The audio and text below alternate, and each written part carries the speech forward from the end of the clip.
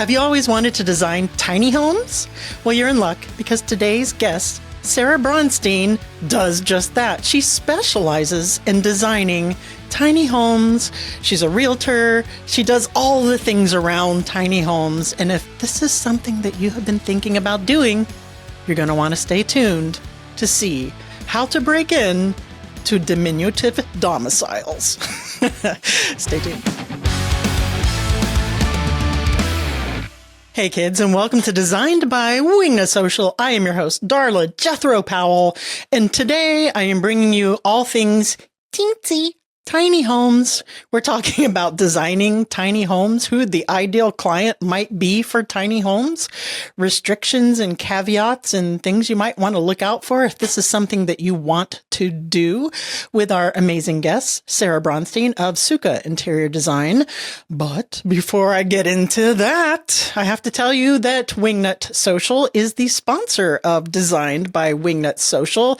Who could have guessed? And Wingnut Social is an interior design digital marketing agency just for you guys. Search engine optimization, social media marketing. Head on over to wingnutsocial.com if you need help getting your firm to be seen by your ideal clients. Nowadays, if you are not active on social media, you are leaving so much money on the table, and we don't want to do that. This is a business, not a hobby. wingnutsocial.com. Hey there, Sarah Bronstein. Welcome to the show. How the hell are you? I'm doing wonderful. Thank you so much for having me. I'm so excited to have you on the show. And if you guys are tuned in to our YouTube channel, Designed by Wingnut Social, you can see Sarah Bronstein with her little tiny house behind her. I love it. It's your little travel. It's a travel. What is it? It's a travel trailer. So it's actually an Avion, but they're very similar to Airstreams. So like the little silver bullet. Oh, I love those. I'm obsessed with Airstreams. Yeah. I can design in Airstreams. Maybe we'll talk about that. Yeah, for sure. So in the green room, I was telling you, I'm obsessed with all things tiny, like little tiny homes. You know, those TikToks you can watch where they're doing the little tiny food. And so tiny homes to me is just a really fascinating niche, right? And you do that. You do niche on behalf of Suka Interior Design in the tiny home realm, right? That's right. Yes. Okay. And you're located in Asheville, North Carolina. That's right. Yeah. I still take projects all over the country. Okay. But I am based here for the time being. Okay, and how long has Suka Interior Design existed? When did you get started? So I started Suka Interior Design after being laid off in the midst of the pandemic, like so many in the spring of 2020. Okay, well, actually, it's not that recent. I know. It seems like it was just yesterday. It's been four years. Yeah, that hit me recently, too, being 2025. I was like, whoa, 5 years? What? I just had, oh, yeah, 5 years. This is almost 2025. Yeah, I know. Where's it gone? All right. Okay, clearly it's time to put me out to pasture. Okay. So that whole time, have you been specializing in the minuscule residence area? I always wanted to since I started my business. My background has been more in residential and then in the kind of short-term rental Airbnb space. But I've always loved the challenge of small spaces, and I moved from New York to San Francisco to Portland, Oregon, and lived in these small, studio apartments during that time. But for some reason, I think until I bought this trailer and renovated it and lived in it, I had a hard time. I kind of felt like I had imposter syndrome being like, I'm a tiny house designer. Even though I had designed my own spaces and worked on small-ish houses, but they weren't, officially tiny houses. So really when I did this project, which was a little bit later, about a year after I started my business, then I was like, now I'm a tiny house designer. And I've kind of been getting people that are interested in similar builds and lifestyles ever since. So you're in a really good area for that, right? Because by Asheville and the surrounding area, there's a lot of hiking and outdoor activities and property where people are building their houses or whatever that looks like, right? Do you find that that's busier for tiny homes where you are? Is that why you're there? It's definitely not why. I'm actually from North Carolina originally, and part of buying the trailer and just like the logistics and financials of building it out, it allowed me to stay with family and friends while I was doing that. So moving back here during that time, that's kind of why I did it, to be closer to family and friends while the world was upside down. And then, but yeah, Asheville is a really great place for it. I was living in Portland, Oregon, which is also a pretty good destination for it. So I don't know, that it's any better here than there, but I still work with people on the West Coast a lot. I do think that in terms of permitting and finding places to park, which no one likes to really think or talk about because that's its own challenge. But I think there's a little bit more of that here and less restrictions on land than when you're, in close to big cities in California or places like Portland, although they are starting to pass some good legislation that's making the tiny home life a little bit more accessible in those parts. But I think, Asheville is a really great place for it. So speaking of restrictions or obstacles that you might face going into this niche, what are some of the obstacles or brick walls that you might run into? And what do you mean by the parking situation? Yeah, so a lot of folks are like, where can I park even people doing van life, like where can I actually park and live where I'm not moving around constantly? I know one of the surprises for me was like, I hate moving. Go figure. I love living in the space. I just really get stressed out towing the trailer and packing it all up. So in places like, it always frustrated me when I lived in San Francisco that, and I don't know what's happening now, this was over 5 years ago, but that people legally could put up a tent in the middle of the sidewalk and live in that, but that my landlord, who did have a little backyard area that would certainly fit an ADU or tiny house, legally wouldn't be permitted to have somebody living like that. So those are some of the restrictions that I think it can be something citywide. And then there are also a lot of folks come out here with tiny homes, myself included, who are like, I want to buy some land and I'll park my tiny house on it. And it's important now that I have a real estate license to really dig into things like the deed. Someone could write a deed restriction that there's minimum square footage. It can be, if it's part of a development out here in the mountains, some of the neighborhoods you wouldn't even really think of being development when people are sitting on acres and acres. But some of those do have, those communities do have road maintenance agreements and that kind of thing. And they might also say, you have to have a minimum square footage or have, you have to get their approval on builds. Some of them will say you can live in an RV or tiny house as you're building your house up to 2 years or something like that. And then, of course, there are some that are no restrictions, which is kind of what I think people like me are always on the lookout for. No one likes restrictions. No one wants restrictions, especially when you're buying land. You're like, I don't want to be told, like, even if right now I don't want to do that, what if I do one day? So when you're saying you're designing for tiny houses, you're providing the whole experience, right? You're not just taking someone's Airstream and then designing it and saying, okay, hit the road, Jack. Or you're actually helping them to determine what legally they can use it for? I'm happy to. I mean, people in this area, now that I kind of have that knowledge, it's hard for me to just not try to be helpful. Folks that I've worked with on the real estate side, often who are interested in this lifestyle, even if they don't have a tiny house or live that way yet, that might be something they're asking about. But in terms of, if I'm, taking someone's Airstream and helping them with the build out physically, I find a lot of tiny house clients, which I totally also recognize because of the budget. I do a lot of consulting. So, where maybe they have the shell and they're totally like, what do we do? So it's similar to residential, but it's just so much more, it's like a real puzzle. Things often have to be able to work in different ways. And I also think it's also just so important. It's so much about I feel like I creep people out on our consultations sometimes because, like, tell me exactly how you do this. Or if you're moving through the kitchen, tell me exactly whatever is most important to people to understand how they're moving through their space, especially if there's more than one person in a tiny house. And really understanding how the space needs to work for them because, yeah, I think it really is beneficial to have it designed for your particular lifestyle, your specific lifestyle, as opposed to the person who lived in it before or anything like that. Who are you finding is the ideal client? Like if you had to create an avatar or maybe even reverse engineer an avatar who's coming to you for these kind of designs, what does that person look like? I've come into contact, and I feel like both in real estate and design, maybe it's because of the Airbnb background, but I'm finding a lot of different investor types.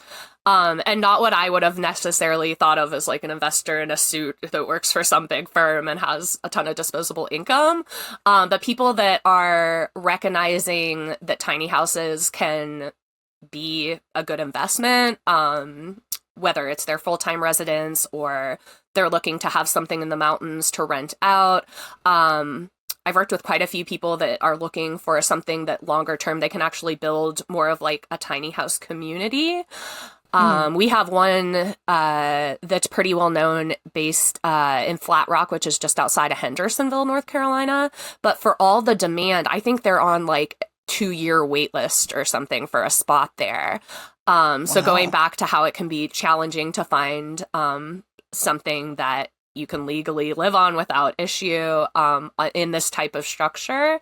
Yeah, there's a lot of opportunity for that. And I think a lot of investors are kind of picking up on that lately. Yeah, so that's really interesting because when I was looking at your website, and that's at sukainteriordesign.com, I saw the commercial piece there. And I said, this is going to be a great question wrapped around tiny homes because I have seen on YouTube channels, et cetera, the little tiny home rental communities or tiny home vacation destination kind of thing. So that actually does add that vertical to your design, whatever word I'm thinking of for the commercial. Are there any considerations when it comes to designing commercial tiny home situations versus someone who just wants a tiny home on their property while they build a house? Or what are the differences? Are there any? Yeah, I mean, for me, so much of it comes down to like, what is the goal of this space? And it in many ways aligns with like the difference between a residential project and someone who's trying to make an Airbnb a successful Airbnb or something like that. For residential, or if you're building a tiny house that you plan to live in for, even however long, my questions and design would focus a lot around you and how you use the space and what your needs are, what things you like, what lights you up. Whereas an Airbnb or investment properties, I'm thinking more in terms of, especially with vacation rentals, the experience. It's more of an experiential design. And one of the big things for rentals is to stand out and give people an experience that they can't just get anywhere else. So that's where I think tiny houses, people are really into that idea because maybe they don't ever plan to live in, 200 square feet together, but that it's an experience. And I think when the design is really well done and you're offering people, whether it's views or, I don't know, like, hey, egg chairs hanging out, anything that's like a little bit different than what they're used to. I think you're setting your rental up for more success. Are you finding that on the commercial side, it's more building oriented tiny homes, like permanent structures or whatever that looks like for tiny homes versus the travel trailer or the Airstream kind of situation? I've seen both. What I've seen go through has been more on the build, like permanent foundation type plans. But I have quite a few clients who are kind of looking for something. They realize there's a demand for people that have schoolies or caravans like me or whatever, an actual tiny house, and want somewhere, that they can long term. A lot of the RV parks here have seasonal restrictions or the rent monthly rent goes up really high in the spring and summer and fall. So I think I've seen a lot of people that are kind of see that, oh, we don't actually have to build anything. We could just get septic and well and have electric and some kind of Wi-Fi maybe, and be able to rent out spots for decent money. And so, yeah, I think people have picked up that there is a big opportunity there for that, and that it's a lot less of investment up front, and kind of like you're a landlord, but you're literally just a landlord. You don't have a structure to worry about, or, people's plumbing or anything like that. That's kind of brilliant. Really, it is. That really is kind of brilliant. Yeah. You get the best of both worlds. You don't have to worry about plunging a toilet at 3 a.m. Totally. It's like, that's your problem if your toilet gets clogged, outside of like so making sure that, you have things, we've seen this year with the cold temps, making sure you have things properly underground so they're not, freezing up and all of that. Yeah, you're kind of good to go once you get it up and running. It's more or less other, people, their own problems with their house. So with your real estate background, I know that this is an arm of Suka.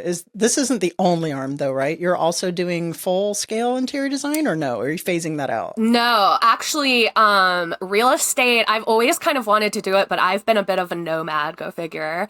So I was like in California and in Oregon, and I always have been very interested in real estate. But I was like, I'm not going to go through all the hassle of getting a license until I know I'm going to be somewhere at least for a little while. So that's what kind of timing and life and everything happened here.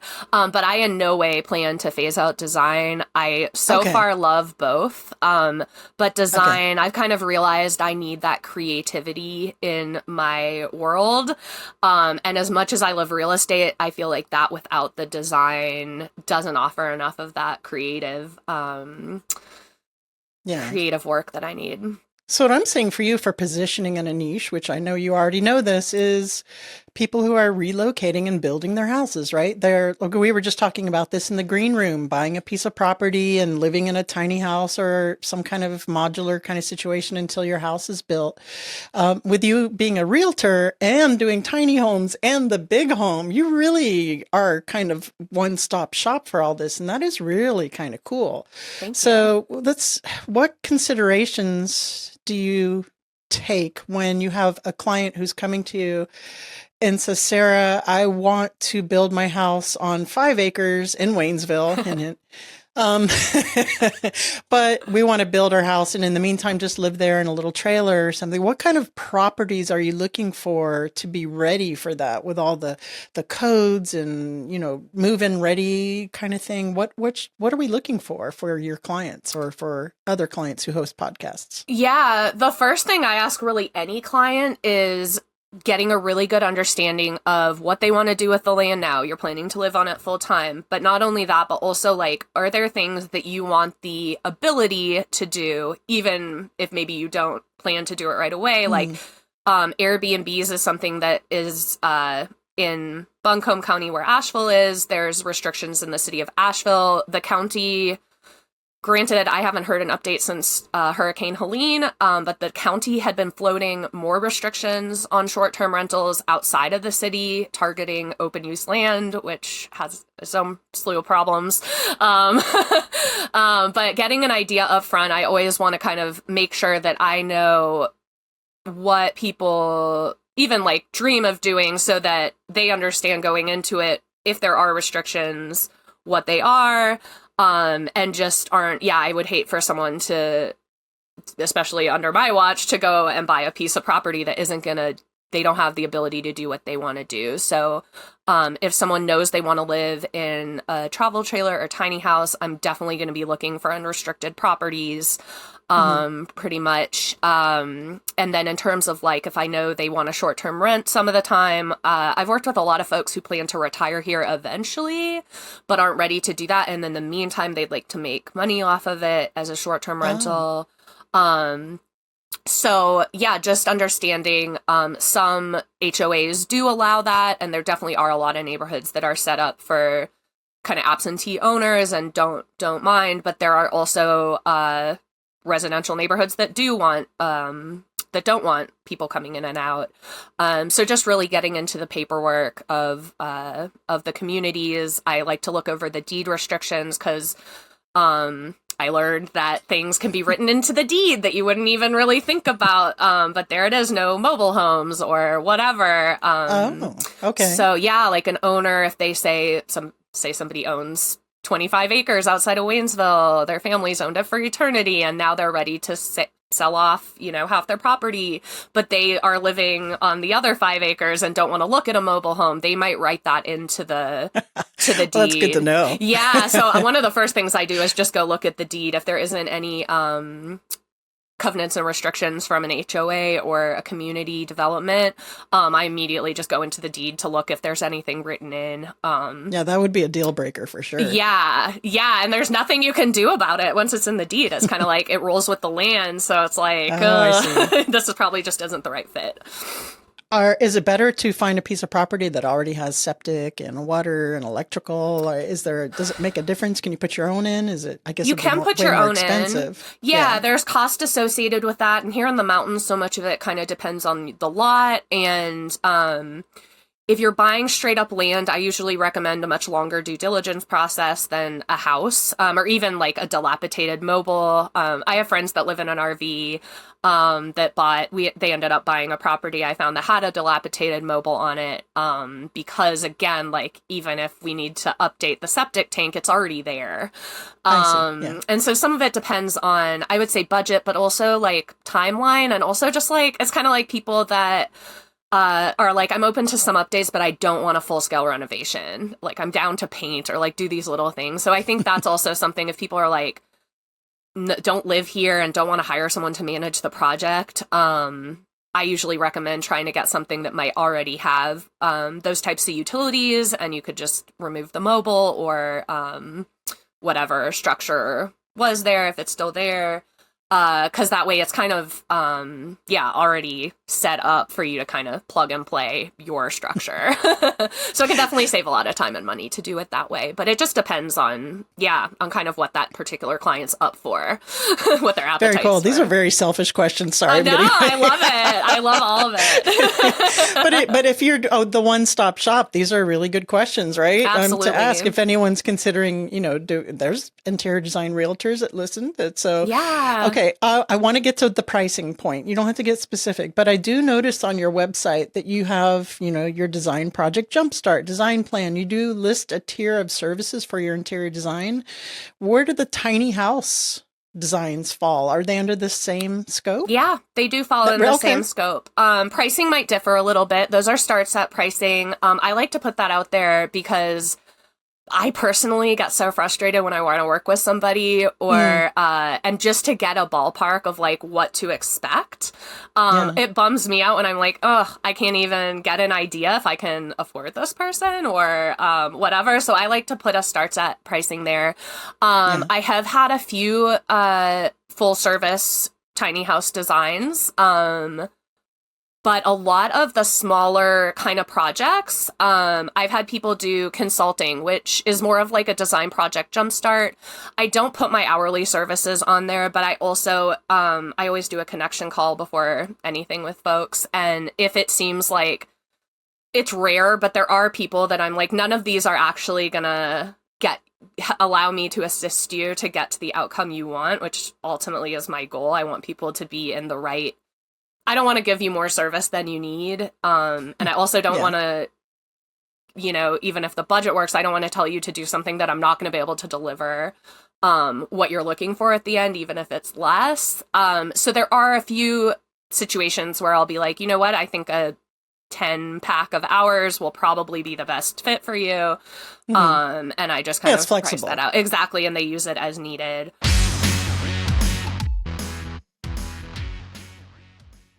All right, you guys know, or at least I hope you know, or if you don't, I'm not doing my job, that we do full service social media management for you guys, interior designers, architects, and to the trade vendors or furnishing manufacturers, etc.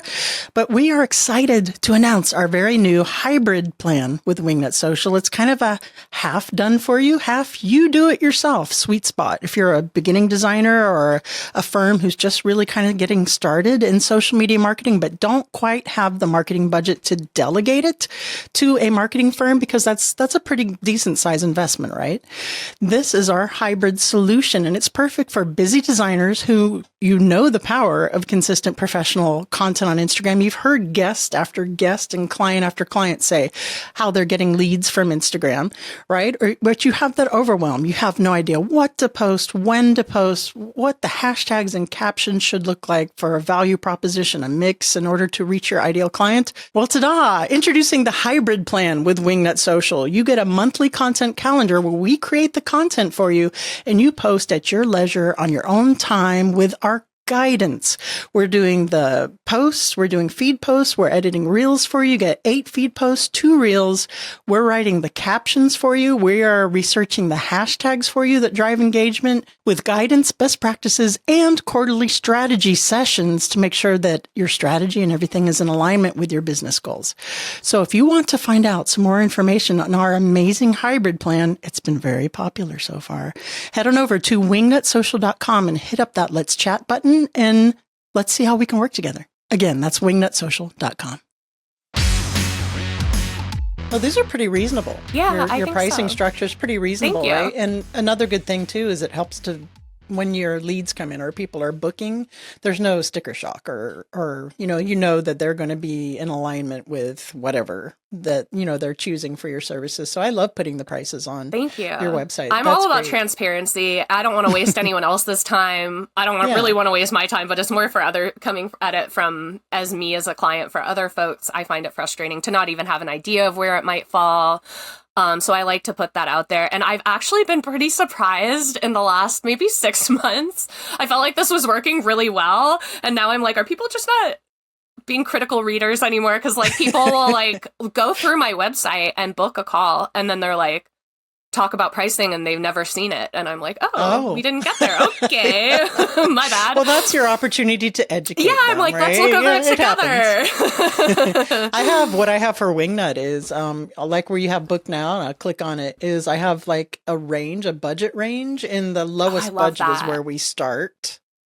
Right. So that helps as well to give an idea of where that could be. Oh, so I might that have to steal that. Yeah.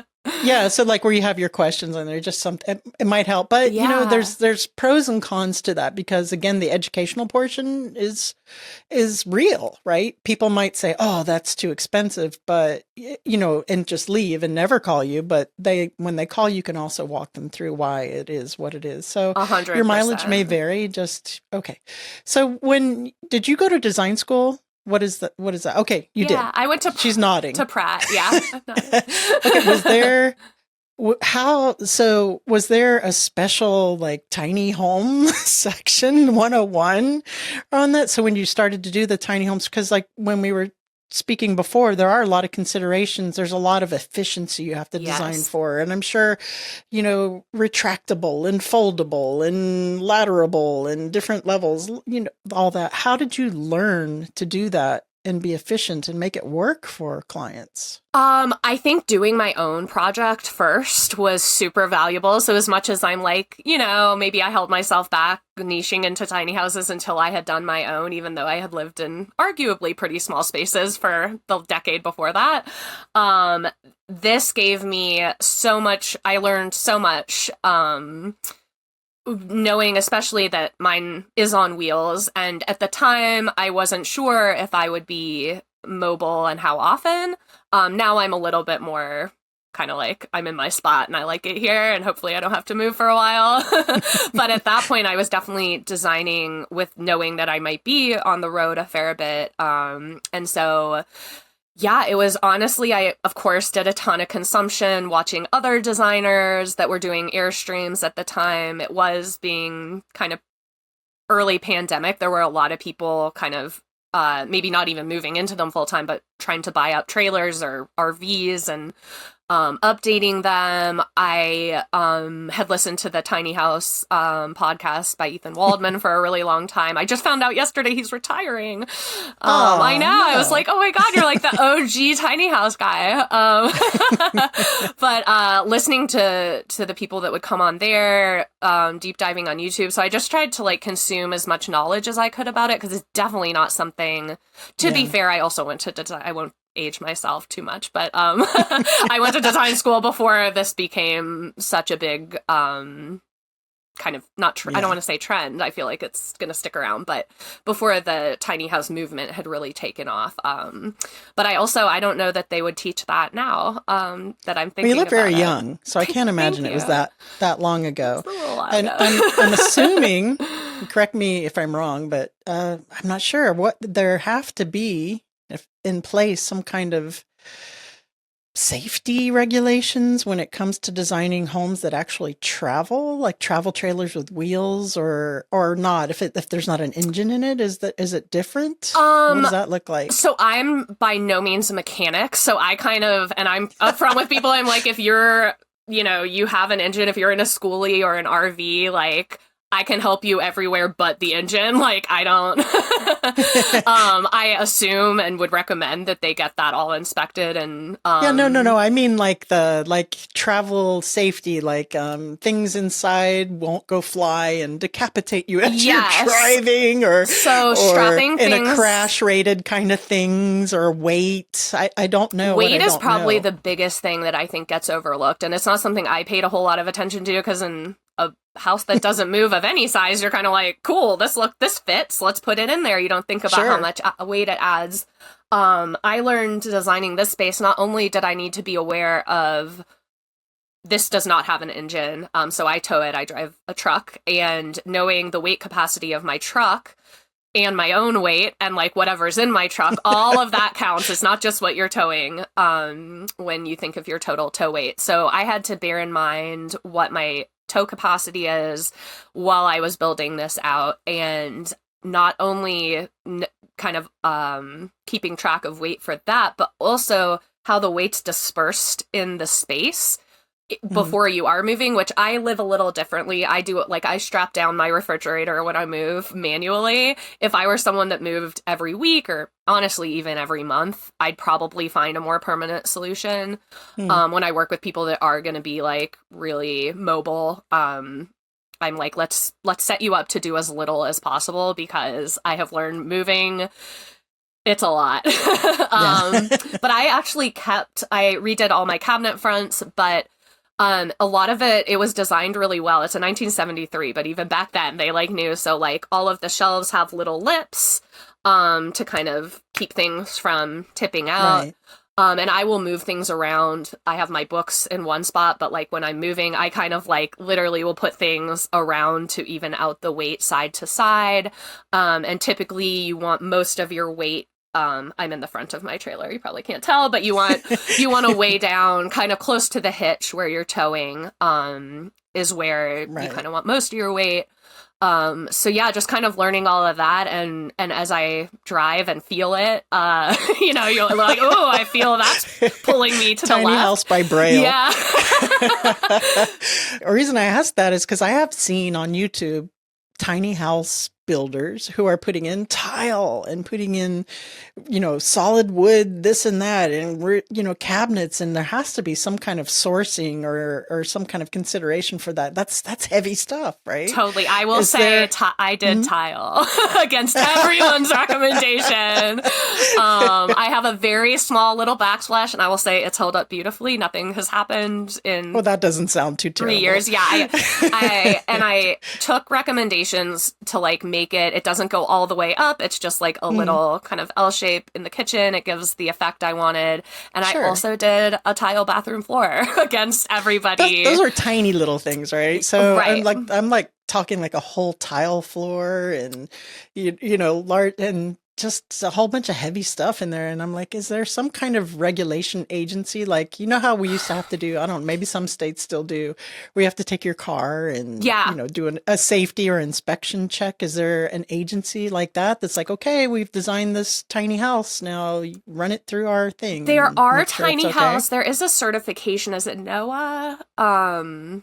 There are tiny house certifications, but that said, I do, and I'm in a bunch of, tiny house forums on Facebook and stuff like that. And I have seen some beware of builders that don't really know what they're doing. I don't know how safety related that is, but just, not doing the job they're supposed to and thinking through all the things.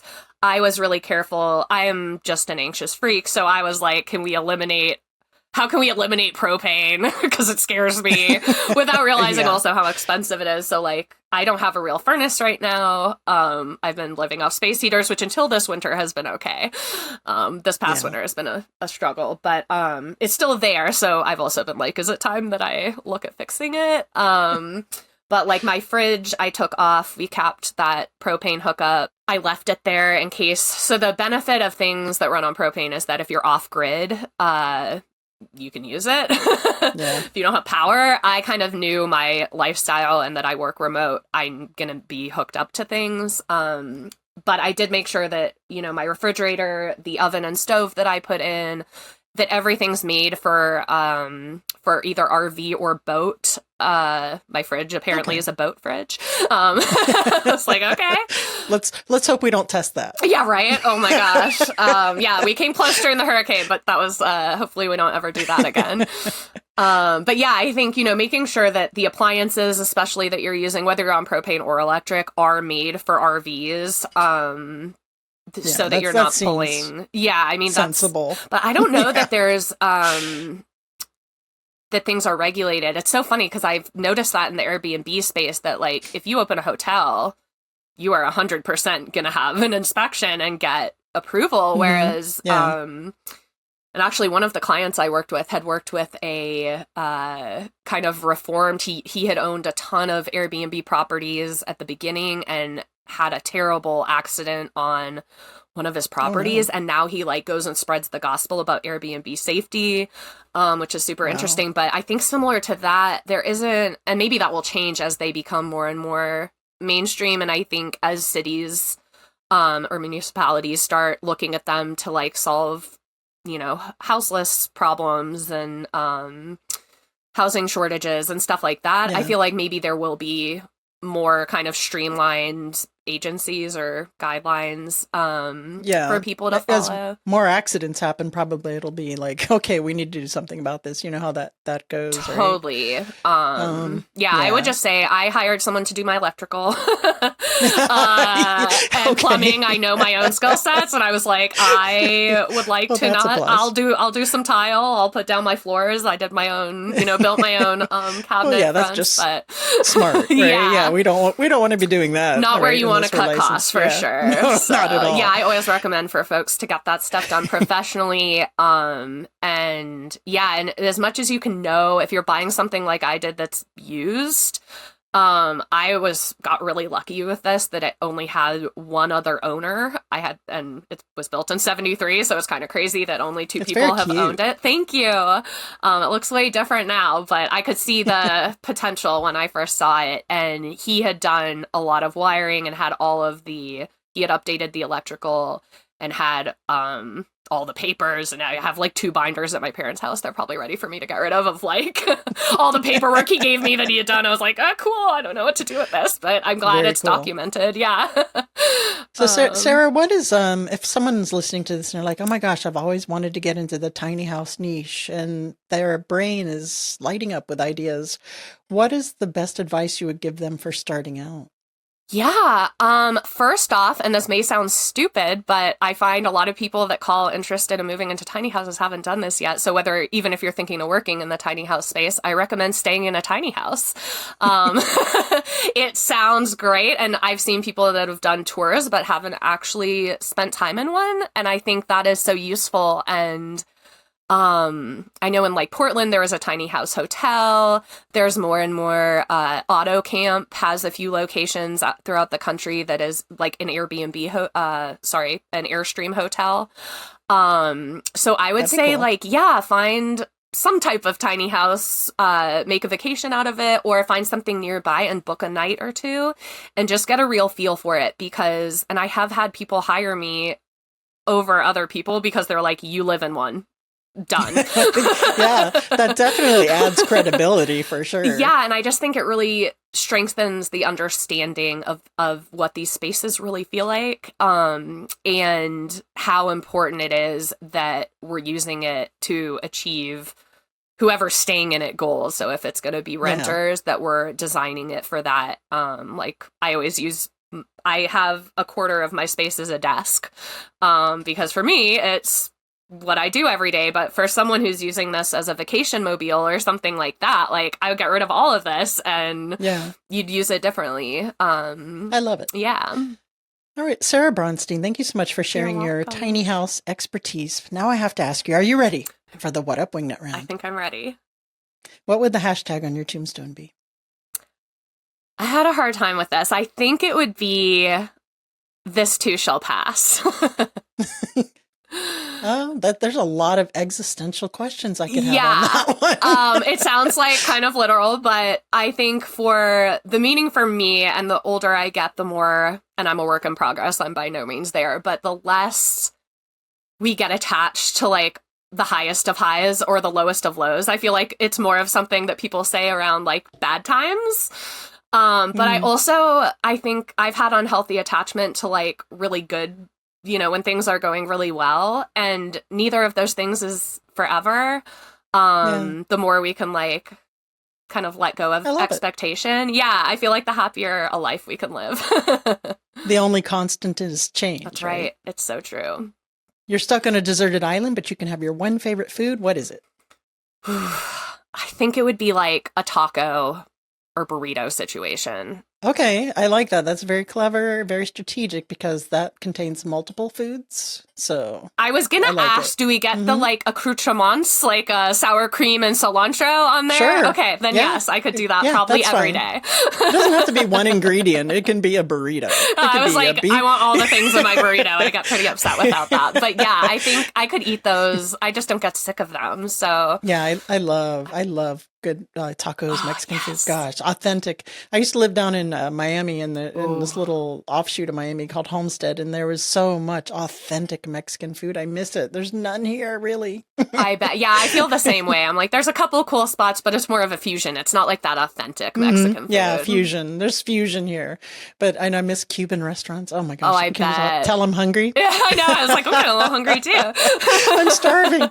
Last but not least, please recommend a book that's impacted you either personally or professionally. Yeah. Professionally. Say that 10 times. I just read, let me make sure I get the title correct, Building a Story Brand by Donald Miller. I found it I think I read it within like 2 or 3 days, and I just found it I found it so helpful, even though I read it recently too. So even though I had already built my website and built quote unquote a brand and all these things, I found it it just simplified it so much for me. So I highly recommend that book to anybody doing anything with their own business of any kind. I think it's just I do too. So universally helpful. Sarah Bronstein, please tell the audience where they can go to find out more about you and Suka Interior Design, and we will call it a day. Awesome. Yeah, you can always go to my website, which is sukainteriordesign.com. I have places for real estate and interior design there. I hang out mostly on Instagram these days at Suka Interior Design. And I also host, I don't ever talk about it for some reason, but I host a podcast called the Nomadic Spaces Podcast, available wherever you listen. And it is about the interior design and tiny houses. So if this conversation has tickled your fancy, you can go take a listen at that too. That's awesome. Yeah. What's the Nomadic Spaces Podcast? Yeah. Okay. Very, very, yeah, it's very been a couple years and I'm like, why don't I ever talk? I just forget that I do it, but I'm like, I put enough work into it. You'd think I'd remember to plug it sometimes. So I'm glad I remembered here. Yeah, I'll check that out for sure. Thanks Sarah so Bronstein, much. thank you so much for joining us. Thank you. Thank you for joining us today, Sarah Bronstein, and telling us all about your niche for tiny homes.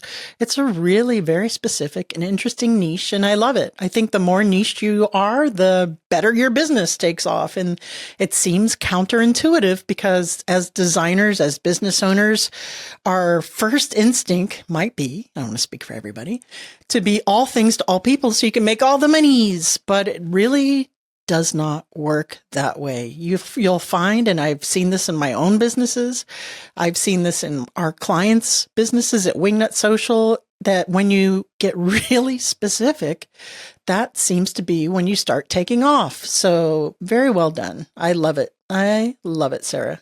Great job. If you're thinking of getting involved in tiny home design, I'm sure that you could DM Sarah. She wouldn't mind, right? I'm just speaking for you. I hope that's okay. And head on over to her Instagram account at Sukha Interior Design. That's SUKKHA Interior Design. And you can see Sarah in all of her glory and her little tiny home designs. They're so cute. I love it. I'm obsessed. My wife and I are thinking of moving and getting some property and doing a little tiny home situation while we build it. I don't know. I don't know what we're doing, but when we figure it out, we just might be calling you. So keep your phone on. Keep your ringer on your cell phone. Does anyone have landlines anymore? I don't think so. All right, guys, that is it for this episode. Remember, wingnutsocial.com if you need help marketing your interior design firm. Designed by Wingnut Social over on YouTube. Over 1,300 subscribers served. So we're doing something right over there. And until next week, remember to get out there, get uncomfortable, and be great.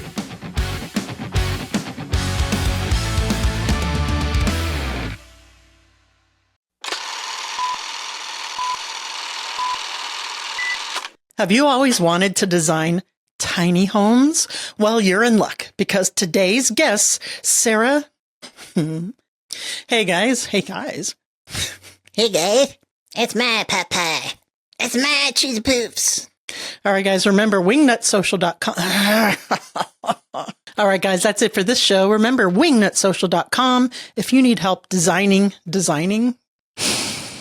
Yeah, I need help.